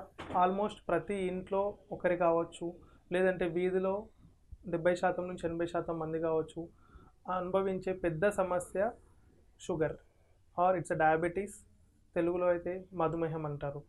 ఈ షుగర్ యొక్క సిమ్టమ్స్ ఏంటంటే చాలామందికి యూరిన్ చాలాసార్లు పాస్ చేస్తూ ఉంటారు. లైక్ నైట్ టైం 4-5 సార్లు లేవడం కానీ, లేకపోతే రోజంతలో ఆగకపోవడం కానీ, ఎక్కువసార్లు పాస్ చేయడం కానీ, అండ్ ఆకలి బాగా అవ్వడం, ధూప బాగా అవ్వడం, తర్వాత చాలా నీరసం అవ్వడము, చెమటలు రావడం. అండ్ ఈ కొన్ని సిమ్టమ్స్ ఇట్లాంటి సిమ్టమ్స్ ఉన్న ప్రతి ఒక్కరికి షుగర్ ఉండాలని రూల్ ఏమి ఉండదు. చాలామంది ఇలాంటి సిమ్టమ్స్ పట్టుకొని కూడా నాకు షుగర్ ఉంది అనుకో షుగర్ టెస్ట్ చేయించుకుంటూ వస్తూ ఉంటారు. సో అలాంటి ప్రతి పేషెంట్కి షుగర్ ఉండాలని రూల్ ఏం లేదు. నెక్స్ట్ వచ్చేసి యూరిన్లో ఇన్ఫెక్షన్ ఉన్నా కూడా ఇట్లనే యూరిన్ చాలాసార్లు పోతూ ఉంటారు. అండ్ చాలామందికి తెలియని ఏంటంటే షుగర్ అనేది వంశపారంపర్యంగానే వస్తుందా, లేకపోతే ఎవరికైనా షుగర్ వచ్చిన వాళ్ళు ఏంటంటే నాకు మా నాన్నకు లేదు, మా తాతయ్యకి లేదు, మరి మాకెందుకు వచ్చింది, ఇలాంటి క్వశ్చన్స్ అడుగుతూ ఉంటారు. అలా రూల్ ఏమి ఉండదండి. మొత్తం డాడీకి ఉంటేనే కొడుకుకు రావాలి, కొడుకుకు ఉంటేనే వాళ్ళ కొడుకుకు రావాలని రూల్ ఏమి ఉండదు. చాలా రీజన్స్ కూడా ఉంటాయి. స్ట్రెస్ డిసార్డర్స్ అండ్ ఈ డైట్ ఇష్యూస్ అండ్ చాలామందికి మెయిన్ ఏంటంటే టైంకి ఫుడ్ తినకపోవడము, ఎక్కువ టెన్షన్స్ పడడము, అండ్ ఈ మధ్యకాలంలో లైక్ ఈ జనరేషన్లో వచ్చేసి కల్తీ ఫుడ్, ఇలాంటి ఎన్నో సన్నివేశాలు ఉన్నాయి లైక్ షుగర్ రావడానికి. సో అండ్ ఈ షుగర్కి కన్ఫర్మ్ చేసుకోవడానికి టెస్ట్లు కావాలి అనుకుంటే చాలా రకాల టెస్ట్లు ఉంటాయి. బట్ దాంట్లో మనం యూజువల్గా చేసేది fasting, post lunch and HbA1c అని ఉంటుంది. సో ఈ HbA1c అనేది యూజువల్గా కన్ఫర్మేటరీ టెస్ట్ అండి. 3 monthsలో యావరేజ్ మీ షుగర్ ఎంత ఉందని అది మనకు కన్ఫర్మ్ చేస్తూ ఉంటుంది. And coming to medications, first sugar confirm అవ్వగానే యూజువల్గా మనం డైరెక్ట్ టాబ్లెట్స్లోకి వెళ్ళాము. వాళ్ళకి మనం 1 to 3 weeks డైట్, ఎక్సర్సైజ్ అది చెప్తూ ఉంటాము. ఎక్సర్సైజ్ అవన్నీ ఫాలో అయిన తర్వాత కూడా 3 weeks తర్వాత కూడా షుగర్ ఉంటే కనుక అప్పుడు బేసిక్ మెడికేషన్ అని స్టార్ట్ చేయడం. అలా అండ్ ఇలానే సేమ్ దీనికి కూడా ఏంటంటే షుగర్ వస్తే ఇలానే ట్రీట్మెంట్ ఉంటుంది, ఇంత షుగర్కి ఇంతే గోళీ వేయాలి లేకపోతే ఇంతే చేయాలని దానికి కూడా ఏది ఉండదండి. సిచ్యువేషన్ బట్టి, పరిస్థితులు బట్టి, మనిషి యొక్క పేషెంట్ యొక్క కండిషన్ బట్టి, ఆయన లైఫ్ స్టైల్ బట్టి, ఆయన చేసే వర్క్ బట్టి, డిపెండింగ్ ఆన్ సిచ్యువేషన్ మనం ట్రీట్మెంట్ చేస్తూ ఉంటాము. బట్ 90% ఏంటంటే ఇనీషియల్గా డైట్ అండ్ ఎక్సర్సైజ్ చాలా ఫ్యాక్టర్స్ రోల్ ప్లే చేస్తూ ఉంటుంటాయి. అండ్ షుగర్కి మెయిన్ ఏంటండి అంటే జాగ్రత్త. డాక్టర్ పాత్ర ఏంటంటే షుగర్ బాగా పెరిగిందనుకోండి గోళీ డోస్ పెంచుతాడు, బాగా తగ్గిందనుకోండి తగ్గిస్తాడు. కానీ మొత్తం 99.9% జాగ్రత్త మీ దగ్గరే ఉంటుంది. మీరు ఎంత జాగ్రత్తగా ఉంటే షుగర్ లెవెల్స్ అంత సాఫ్ట్గా ఉంటాయి, దాన్ని బట్టి డోసెస్ తగ్గుతూ ఉంటాయి. చాలామంది ఏంటంటే నాకు షుగర్ బాగా పెరిగింది అని తినడం మానేస్తారు. తినడం మానేయడం వల్ల కొన్ని డేస్లో షుగర్ తగ్గొచ్చు, కానీ లాంగ్ స్టాండింగ్లో ఇన్సులిన్ జనరేషన్ తగ్గిపోయి ఇంకా షుగర్ లెవెల్స్ పెరుగుతూ ఉంటాయి.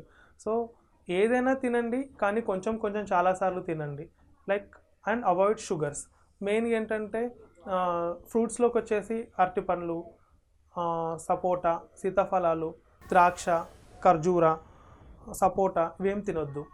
కొద్దిమంది ఏమంటారంటే నాకు షుగర్ వచ్చింది కాబట్టి మా ఇంట్లో నా కోసం సెపరేట్ ఫుడ్ చేసేవాళ్ళు లేరు, నాకు చాలా ఇబ్బంది అవుతుంది ఇలా అని చెప్తూ ఉంటారు. సెపరేట్ ఫుడ్ ఏముంది, మీకేం అంతేం ప్రాబ్లం ఏం లేదు. ఉన్న ఫుడ్ని ఎలా తీసుకోవాలనేదే ఇంపార్టెంట్. ఏదైనా తిన్నా కానీ 2 నుంచి 3 గంటలలో కొంచెం కొంచెం చాలాసార్లు తిన్నామనుకోండి షుగర్ లెవెల్స్ మెయింటైన్ అవుతూ ఉంటాయి, దాంతోపాటు మనం కూడా యాక్టివ్ అవుతూ ఉంటాము. అన్నిటికన్నా ఇంకా ఇంపార్టెంట్ అంటే ఎర్లీ మార్నింగ్ లేసి ఒక 40 to 45 minutes వాకింగ్కి వెళ్ళి ఎక్సర్సైజ్ చేయడం. అండ్ అవాయిడ్, చాలామంది ఎక్సర్సైజ్లకు వెళ్ళరు, టీలు కాఫీలు తాగేస్తూ ఉంటారు, ఇంకా ఈవినింగ్ అయితే ఆల్కహాల్ తాగుతూ ఉంటారు. ఇలాంటివన్నీ చేసుకుంటూ వెళ్ళిపోయి మళ్ళీ మన దగ్గరకు వచ్చి షుగర్ తగ్గడానికి ట్యాబ్లెట్లు ఎలా వేసుకోవాలండి, దానివల్ల సైడ్ ఎఫెక్ట్స్ ఉన్నాయా, ఇలాంటి అడుగుతూ ఉంటారు. డాక్టర్ ఎంతవరకైనా మెయిన్గా ఆయన చేసేది షుగర్ లెవెల్ బట్టి ట్యాబ్లెట్ పెట్టడమే. మీ దగ్గర మీరు ఎడ్యుకేటెడ్గా ఉండి టైంకి ఫుడ్ తినుకుంటూ షుగర్ ట్యాబ్లెట్స్ వేసుకుంటూ ఎక్సర్సైజ్ చేసుకుంటూ ఉంటే ఏ ప్రాబ్లము ఉండదు. నేను డాక్టర్ ప్రవీణ్ కుమార్ అండి, MD general physician, Sai Balaji hospital, Bhupalpalli అండి మాది. సో ఈరోజు నేను మీకు డెంగ్యూ ఫీవర్ గురించి కొన్ని అంశాలు చెప్పదలుచుకున్నాను. సో సాధారణంగా అందరూ డెంగ్యూ ఫీవర్ అంటే అందరు ఎవరు చెప్పినా కానీ ఏ టైప్స్ ఉంటాయి, ఎలా ఉంటాయి, ఏమవుతుంది అని చెప్తూ ఉంటారు. నాకు ఆ కోణంలో కాకుండా మనుషుల్లో ప్రజలలో అవగాహన కలపడానికి మామూలు తెలంగాణ లాంగ్వేజ్లోనో మన వాడుక భాషలో ఉన్న లాంగ్వేజ్లో మాట్లాడుకుంటూ దాని గురించి అవగాహన కల్పించాలని నేను ఈరోజు చిన్న సందేశం ఇవ్వాలనుకుంటున్నాను. మొదటిది, డెంగ్యూ ఫీవర్ అనేది యూజువల్గా అది వైరల్ ఫీవర్ అండి. దానికి స్పెసిఫిక్ ట్రీట్మెంట్ అనేది ఏమి ఉండదు. రెగ్యులర్గా యాంటీబయాటిక్స్ యూజ్ చేసుకోవడం కానీ లేకపోతే వివిధ రకాల ట్రీట్మెంట్ అనేది ఇది ఇలానే చేస్తే డెంగ్యూ జ్వరం తగ్గుతుంది, ఇలానే చేస్తే ఉంటుందని ఏం రూల్ ఉండదు. మెయిన్గా ఏంటంటే viral fever and self limiting disorder. So దానంతట అదే తగ్గిపోతుంటుంది. కానీ మీరు ఇలా కూడా అనుకోవచ్చు, ఎందుకు దానంతట అదే తగ్గిపోయేదానికి ఎందుకు ఒక్కొక్కరు లక్షలు పెట్టడము డబ్బులు అలాంటి తెలియక పెడుతున్నారా అనే ఉద్దేశంలో మనం మాట్లాడాలని నా ఉద్దేశం. ఫస్ట్ ఏంటంటే డెంగ్యూ చాలా టైప్స్ ఉంటాయండి. దాంట్లో అన్నిట్లలో ఏ ప్రమాదం జరగాలని రూల్ ఏమి ఉండదు. మామూలుగా కొద్దిమందికి ప్లేట్లెట్స్ పడిపోతూ ఉంటాయి, కొద్దిమందికి WBC కూడా పడిపోతూ ఉంటాయి, కొద్దిమందికి రెండూ పడిపోతూ ఉంటాయి, కొద్దిమంది పెయిన్స్తో స్టార్ట్ అవుతుంది, కొద్దిమంది కంటిన్యూ ఫీవర్ ఉంటూ ఉంటుంది, అన్ని రకాలు ఉంటుంది. అది ఏ టైప్ అయినా కానీ యూజువల్గా మనకు జరిగే ట్రీట్మెంట్ ఏంటంటే మెయిన్గా పండ్లు, ఐవీ ఫ్లూయిడ్స్ అండ్ కొబ్బరి నీళ్ళు, దానిమ్మకాయలు, ఇట్లా లైక్ రెగ్యులర్ మన ఇంట్లో దొరికే వస్తువులతోనే మనం తగ్గించుకోవచ్చు. అండ్ జ్వరం బాగా వచ్చినప్పుడు పారాసిటమాల్ టాబ్లెట్ వేసుకొని చేసుకోవచ్చు. ఇంకొకటి ఏంటంటే కణాలు పడిపోతున్నాయని అందరు చాలామంది అంటూ ఉంటారు కదా, ఎన్ని కణాలు పడిపోతే ఎక్కించాలి అనే అవగాహన చాలామందికి తక్కువ ఉంటుంది. సాధారణంగా మనం 20,000 కణాల వరకు వెయిట్ చేయొచ్చు. 20,000 కణాలు మామూలుగా అయితే ప్లేట్లెట్స్ 2,50,000 వరకు, యావరేజ్గా 2,50,000 వరకు ఉండొచ్చు, కానీ మినిమం 1,50,000 వరకు కూడా ఉండొచ్చు. కానీ చాలామంది 40,000 పడిపోయినాయి, 30,000 పడిపోయినాయి, మాకు ఎక్కిస్తారేమో అని భయపడుతూ ఉంటారు. మీ దగ్గర మీరు తీసుకునే డైట్ కనుక పర్ఫెక్ట్ ఉందనుకోండి, దానివల్ల కణాలు ఎక్కించే అవసరం కూడా ఉండదు. 20,000 కణాలు వచ్చినా కానీ దాన్ని మనం డైట్తోని ఐవీ ఫ్లూయిడ్స్తోని కరెక్ట్ చేసుకోవచ్చు. ఫస్ట్ నా ఉద్దేశం ఏంటంటే ఈ డెంగ్యూ జ్వరం వచ్చినప్పుడు, కానీ ఈ డెంగ్యూ జ్వరం అనేది ఏ వైరల్ ఫీవర్ అనేది అన్ని వైరల్ ఫీవర్స్ డెంగ్యూ కాకపోవచ్చు. జనాలు ఏదైనా వైరల్ ఫీవర్ వచ్చింది, కణాలు పడిపోయినాయంటే డెంగ్యూ అని అందరు అనుకుంటూ ఉంటారు. సో అలా కాకుండా వైరల్ ఫీవర్ అని అనడం బెటర్. సో వైరల్ ఫీవర్ అయినా డెంగ్యూ ఫీవర్లో అయినా ఏం చేస్తామంటే ఫస్ట్ జ్వరం వచ్చిన టైంలో ఓన్లీ పారాసిటమాల్ టాబ్లెట్ రోజుకు 650 mg ఒక 3 times వేసుకొని బాగా దానిమ్మ పండ్లు, పప్పడి పండ్లు, సేపులు, కొబ్బరి నీళ్ళు, పాలు అట్లా చాలా తీసుకుంటూ ఉండాలి. మామూలుగా సాధారణంగా వైరల్ ఫీవర్లో బాడీ బాగా ఎండిపోయి డిహైడ్రేషన్ అవుతూ ఉంటారు. ఆ డిహైడ్రేషన్ని మనం అధిగమించామనుకోండి, అదే మెయిన్ ప్రాబ్లం, లైక్ అదే మెయిన్ ట్రీట్మెంట్. సపోజ్ లైక్ రోజుకు ఒక పెద్ద 1 kg పప్పడి పండు తినడం, కానీ ఒక 4-5 దానిమ్మకాయలు తినడం, ఒక 4-5 సేపులు తినడం, ఒక 1 లీటర్ కోకోనట్ వాటర్, ఒక 1 లీటర్ మిల్క్, అలా బాడీని ఫుల్ హైడ్రేట్ చేసుకుంటూ ఉండి బయట వాతావరణంకి ఎక్స్పోజ్ అవ్వకుండా 3 times పారాసిటమాల్ టాబ్లెట్ వేసుకుంటూ అలా మన బాడీని హైడ్రేట్ చేసామనుకోండి, వైరల్ ఫీవర్ సాధారణంగా తగ్గిపోతాయి. అండ్ ఇంకోటి ఏంటంటే ఈ వైరల్ ఫీవర్ ఏదైనా వస్తే కనుక అట్లీస్ట్ 5 నుండి 7 days 100% ఫీవర్ ఉంటూ ఉంటుంది. అండ్ ఈ 5 రోజుల వరకు ఏమో ఫీవర్ పెరుగుకుంటూ లేకపోతే ఓన్లీ నైట్ టైం కానీ అలా వస్తూ ఉంటుంది. Night time in the sense evening 5 o'clock నుంచి మార్నింగ్ 8 o'clock వరకు ఫీవర్ ఎక్కువ ఉంటుంది. డే అంతా చాలా బాగానే ఉంటారు, ఏమున్నా లేకున్నా అంతా బాగానే ఉంటుంది. కానీ సాయంత్రం 6 గంటల నుంచి పొద్దున 8 గంటల వరకు విపరీతమైన జ్వరం ఉంటుంది, చెమటలు వస్తూ ఉంటాయి, చలి పెడుతూ ఉంటుంది. సో ఇలాంటివన్నీ ఉంటాయి. ఇలాంటి టైంలో ఏంటంటే మనం బాగా మార్నింగ్ డే మొత్తం మనం డైట్ బాత్ తీసుకొని ఫీవర్ ఉన్నా లేకపోయినా పారాసిటమాల్ టాబ్లెట్ 3 times వేసుకుంటూ బాడీని హైడ్రేట్ చేసామనుకోండి, 5 days వరకు మెయింటైన్ అవుతూ ఉంటుంది. 5th day ఎఫెబ్రల్ పీరియడ్ అంట. ఆ రోజు సడన్గా హెవీ ఫీవర్ వచ్చేసి ఏదైనా ప్లేట్లెట్స్ కానీ ఏదైనా కౌంట్స్ ఉన్నా సడన్గా తగ్గిపోయే ఛాన్సెస్ ఉంటూ ఉంటుంది. ఆ తర్వాత అమాంతంగా 6th day 7th day సహజంగా పెరుగుతూ ఉంటాయి అన్నట్టు. కానీ ఇక్కడ జరిగే ప్రమాదం ఎక్కడ అంటే ఆ ఫీవర్ ఎంత కాన్స్టెంట్గా టాబ్లెట్ వేసుకుంటూ తగ్గుతుందా తగ్గట్లేదా అనేది అవగాహనలో పెట్టుకొని హాస్పిటల్కి వెళ్ళడం అనేది ఇంపార్టెంట్. కొద్దిమందికి హెడేక్ స్టార్ట్ అవుతూ ఉంటుంది, కొద్దిమందికి వామిటింగ్స్ ఉంటూ ఉంటాయి, కొద్దిమందికి విపరీతమైన బాడీ పెయిన్స్ ఉంటూ ఉంటాయి. సో పారాసిటమాల్ టాబ్లెట్ వేసుకున్నాక కూడా ఈ డైట్ తీసుకున్నాక కూడా మీకు తగ్గనప్పుడు హాస్పిటల్ని అప్రోచ్ అయితే మేము మా తరపు నుంచి డెఫినెట్గా ఐవీ ఫ్లూయిడ్స్ బాగిస్తూ ఉంటాం అండ్ సిమ్టమాటిక్గా ట్రీట్ చేస్తూ ఉంటాము. మేము చేసే ట్రీట్మెంట్ కూడా ఏంటంటే ఉన్న డిసీజ్ని సపోజ్ రక్త కణాలు 1,70,000 ఉన్నాయనుకోండి, ట్రీట్మెంట్ తీసుకోవడం వల్ల 1,20,000 1,00,000 పడిపోయే ఛాన్స్ ఉంటుంది. అంతేకాని ట్రీట్మెంట్ తీసుకోకపోతే 1,00,000 నుంచి అమాంతంగా 20,000 30,000 పడిపోయే ఛాన్స్ ఉంటుంది. ఇచ్చే ట్రీట్మెంట్ యూజువల్గా 5 days వరకు కూడా మోస్ట్లీ పడే కణాలను మొత్తం అమాంతంగా పడకుండా బేసిక్గా మిమ్మల్ని సర్వైవ్ చేసేంత వరకే ఉంటుంటుంది. కానీ ఏం చేసినా ఎంత ట్రీట్మెంట్ తీసుకున్నా ఏది ఉన్నా కానీ 5 days వరకు మాత్రం డెఫినెట్గా దాని సీరియస్నెస్ కాన్సిక్వెన్సెస్ ఉంటాయి. దాని టైంలోనే మనం ఐవీ ఫ్లూయిడ్స్ తీసుకుంటూ ఎన్ఎస్ఏస్ లైక్ పారాసిటమాల్ లాంటివి తీసుకుంటూ ఏదైనా వామిటింగ్ అయినా హెడేక్ అయినా అలాంటిది ఏమైనా వచ్చిందనుకోండి, దానికి సిమ్టమాటిక్గా ట్రీట్ చేసుకుంటూ పోతూ ఉంటే ఆటోమేటిక్గా 5th డే తర్వాత డెఫినెట్గా మంచిగా ఉంటుంది. 6th డే 7th డే జ్వరం అనేది మొత్తానికి పోయి హ్యాపీగా హెల్తీగా ఉంటారు. ఇంకోటి ఏంటంటే జనాలకు చాలామందికి తెలియంది ఆర్ నన్ను అడుగుతూ ఉంటారు డైలీ మనకు వచ్చిన ఈ పేషెంట్స్ కానీ వీళ్ళు, సార్ మరి మా ఇంట్లో మా తమ్ముడికి వచ్చింది నాకు కూడా వస్తూ ఉంటుందా జ్వరము అని. మామూలుగా ఏంటంటే అండి, అందరికీ రావనే రూల్ ఏం లేదు, అలా అని అందరికీ వస్తుందని కూడా గ్యారంటీ ఏం లేదు. దోమలు మెయిన్ కల్ప్రిట్ వీటికి. ఈ దోమలు వాళ్ళను కుట్టిన దోమను మనల్ని కుట్టింది అనుకోండి, కొద్ది మందిలో రెసిస్టెన్స్ ఉంటుంది, కొద్ది మందిలో ఉండదు. అలాంటి రెసిస్టెన్స్ ఉన్న వాళ్ళకేమో రాదు, లేని వాళ్ళకేమో వస్తూ ఉంటుంది. ఒక పర్సన్కి ఫీవర్ వచ్చింది అనుకోండి, కొద్ది మందిలో ఆ ఫ్యామిలీ మొత్తం ఫీవర్ వస్తూ ఉంటుంది. వాళ్ళకి ఇనిషియల్ స్టేజెస్లోనే ఆ డైట్ ఫాలో అవ్వకుంటూ పారాసిటమాల్ టాబ్లెట్స్ అవి వేసుకుంటూ వీళ్ళని లైక్ ఎడ్యుకేటెడ్ ఇలా చేస్తూ ఉంటేనేమో రాదు. కొద్దిమంది ఏమో నాకేమవుతుంది ఏం కాదులే అనుకున్న వాళ్ళకేమో కంటిన్యూ వచ్చే ఛాన్సెస్ ఉంటుంది. సో ఇవి అన్నిటికీ కారణం ఏంటంటే దోమలు. ఈ దోమలు అందరి ఇంట్లో ఇప్పుడు లేని, ఎక్కడికి వెళ్ళినా ఏం చేసినా కానీ దోమలు అనేవి కంపల్సరీ ఉంటాయి. సో ఆ ఉన్న వాటిని మనం ఏంటంటే మన ఇంట్లో పరిశుభ్రత పెంచుకుంటూ ఉండి మనం చెత్తా చెదారం అక్కడెక్కడ పడేయకుండా, మనుషుల్లో మార్పు వచ్చినప్పుడు లైక్ చెత్తా చెదారం పడేయకుండా స్వచ్ఛ భారత్ మెయింటైన్ చేసామనుకోండి, దోమలు అనేవి ఉండవు. దోమలు అరికట్టినప్పుడే మనకి డిసీజ్ ఒక్కరి నుంచి ఒక్కరికి స్ప్రెడ్ అవ్వకుండా ఉంటుంది. అల్టిమేట్గా నేను చెప్పదలిసేది ఏంటంటే, డెంగ్యూ ఫీవర్ కానీ ఎనీ వైరల్ ఫీవర్స్ వచ్చినప్పుడు టెన్షన్ పడకుండా మామూలుగా బాగా పండ్ల రసాలు కానీ, జ్యూసులు కానీ, లైక్ కొబ్బరి నీళ్ళు కానీ, దానిమ్మ పండ్లు కానీ, పప్పడి పండ్లు వాటిని తీసుకుంటూ 3 పూటల పారాసిటమాల్ టాబ్లెట్ వేసుకుంటూ సహజంగా నొప్పులు కానీ ఇవన్నీ కానీ అది ఏం ప్రాబ్లం కానంత వరకు ఏం కాదు. కానీ ఎప్పుడు డేంజర్ అవుతుంది అంటే కంటిన్యూస్ వామిటింగ్స్ అవ్వడం కానీ, లేదనుకుంటే వామిటింగ్లో బ్లడ్ రావడం కానీ, బాడీ పైన ఏదైనా ర్యాష్ రావడం కానీ, నీరసించిపోవడం కానీ, ఫీవర్ 24 hours కంటిన్యూగా ఉండడం కానీ, గోళీ వేసుకుంటేనే తగ్గకపోవడం అలాంటి టైంలో కానీ, మూత్రంలో రక్తం రావడం కానీ, లైక్ లాట్రిన్లో ఏమైనా రక్తం రావడం అలాంటి ఏదైనా వచ్చినప్పుడు 100% హాస్పిటల్కి ఎమర్జెన్సీగా వెళ్ళాలండి. ఎందుకంటే డెంగ్యూ ఎంత మంచిదో అంత ప్రమాదకరమైంది కూడా. దానిలో డెంగ్యూ హెమరేజిక్ ఫీవర్స్ అని కూడా ఉంటాయి. బ్లడ్ పడడం లాంటిది అనేది ఇవన్నీ మంచి సిమ్టమ్స్ కావు. సో ఎంత డైట్ ఫాలో అయినా ఏదైనా కొన్నిసార్లు బ్లడ్లో ప్రాబ్లమ్స్ ఏమైనా వస్తే కనుక కంపల్సరీ ట్రీట్మెంట్ అన్నీ అవసరం అవుతూ ఉంటాయి.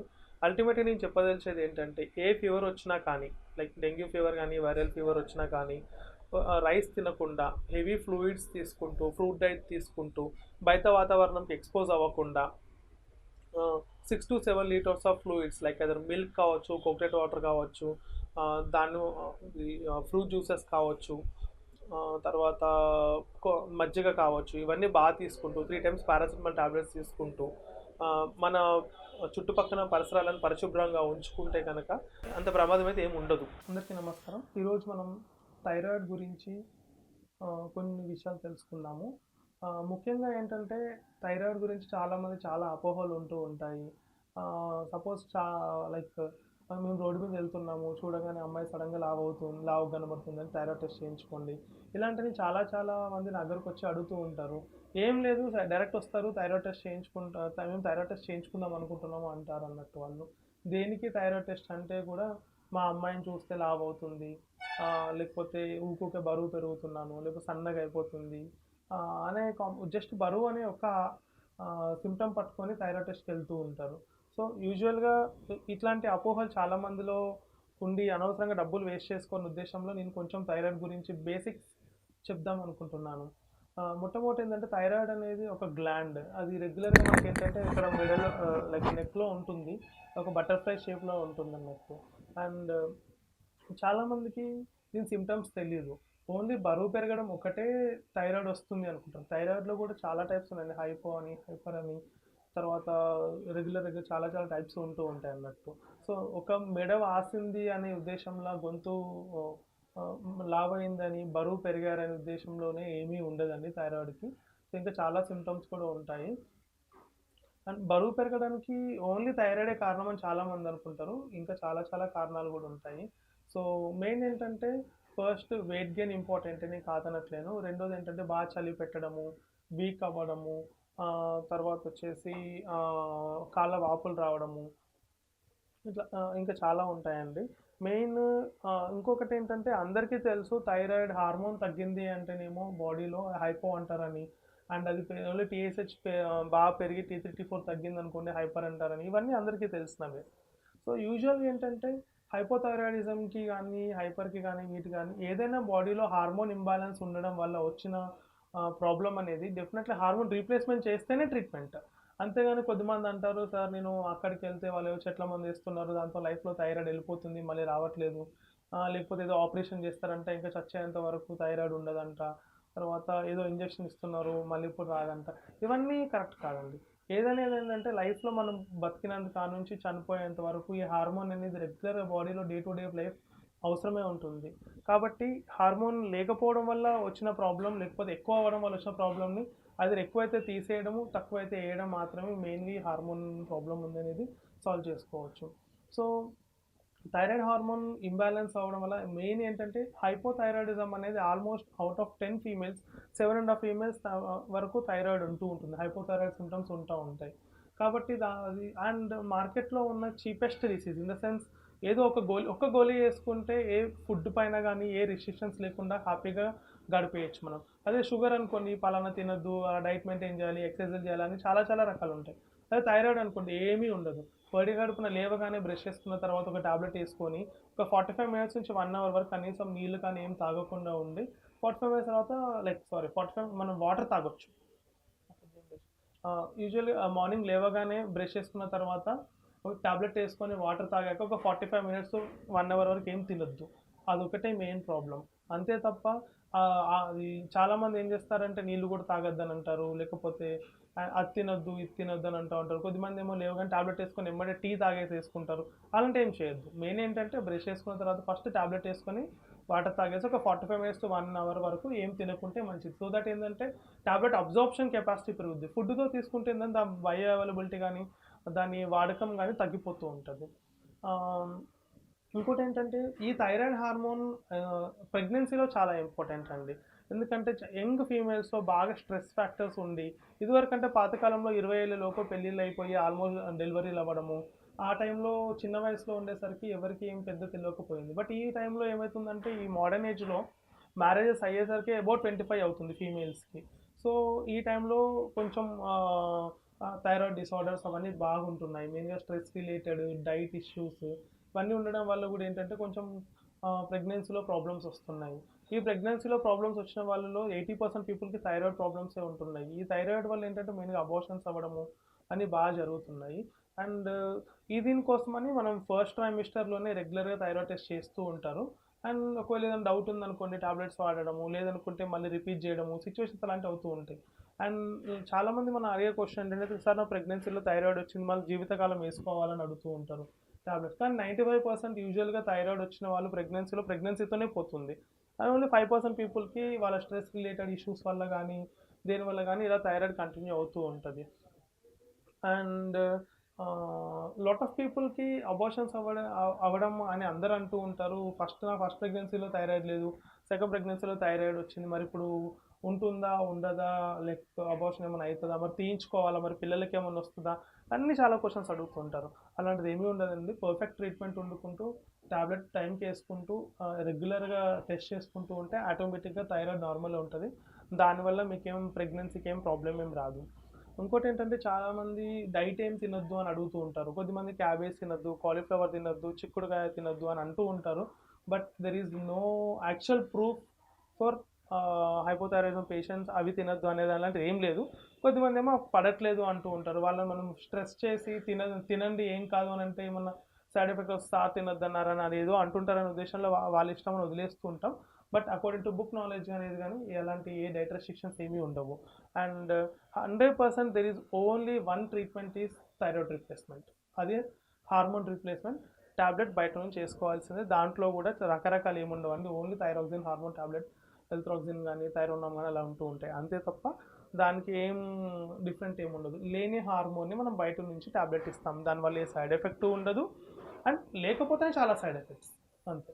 డాక్టర్ రామకృష్ణ పెరుమండ్ల, నేను ఫిజియోథెరపీ డాక్టర్ని. మాస్టర్ ఆఫ్ ఫిజియోథెరపీ చేయడం జరిగింది. నేను ఈ ఫిజియోథెరపీ డాక్టర్స్ అసోసియేషన్కి తెలంగాణ రాష్ట్ర అధ్యక్షునిగా పనిచేయుచున్నాను. నడుము నొప్పి, బ్యాక్ పెయిన్, ఈ ఆధునిక ప్రపంచంలో చిన్నవాళ్ళనేమి, పెద్దవాళ్ళనేమి, ఆడవాళ్ళనేమి ప్రతి ఒక్కరిని పట్టి పీడిస్తున్న సమస్య ఈ నడుము నొప్పి. నడుము నొప్పి లేదు అనే వాళ్ళను మనం చూడడం ఈ కాలంలో చాలా అతిశయోక్తిగా మారింది. ఎందుకంటే మీ పక్కన ఉన్న వాళ్ళనే ఇప్పుడు ఈ వీడియో చూస్తూ మీరు పక్క ఉన్న వాళ్ళని అడగండి మీకు నడుము నొప్పి ఉందా అని, తప్పకుండా వాళ్ళు ఎస్ అని చెప్తారు. దీనికి కారణము మనము ప్రాపర్గా మన బాడీలో మూమెంట్ చేయకపోవడము. ఎందుకంటే మన బాడీలో ఎన్ని రకాల మూమెంట్స్ ఉన్నాయో చిన్నప్పుడు మనం మాట్లాడుకుంటుంటాము.